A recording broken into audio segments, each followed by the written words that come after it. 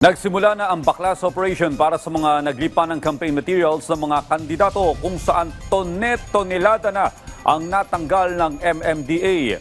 Ang detalye alamin natin sa live report ng ating kasamang si Bernard Ferrer. Bernard?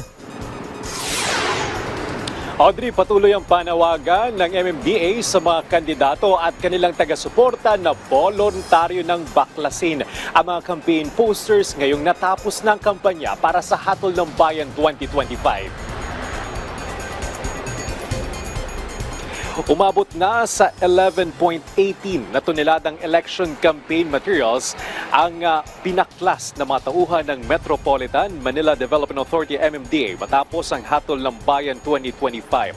Sa ulat ng MMDA Metro Parkway Clearing Group, kabuang 23,452 na piraso ng campaign materials ang nakolekta mula sa 16 na lungsod at isang bayan sa Metro Manila. Pinakamaraming nakuhang campaign posters mula sa lungsod ng Maynila na umabot sa 4.05 na tonelada.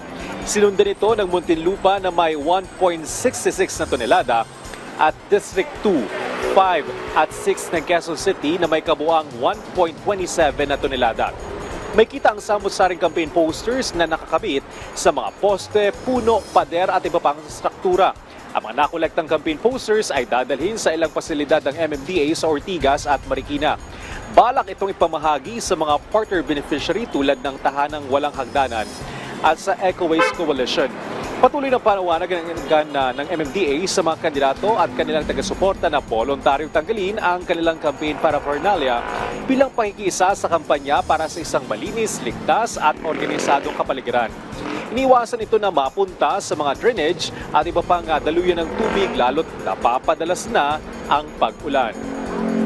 Audrey, nagpaalala ang Commission on Elections o COMELEC na may hanggang Sabado, May 17 na lamang ang mga kandidato at kanilang taga-suporta para alisin ang campaign posters. Ang mga kandidato na hindi susunod o lalabag sa nasabing panuntunan ay maaaring maharap sa election offense. Balik si Audrey.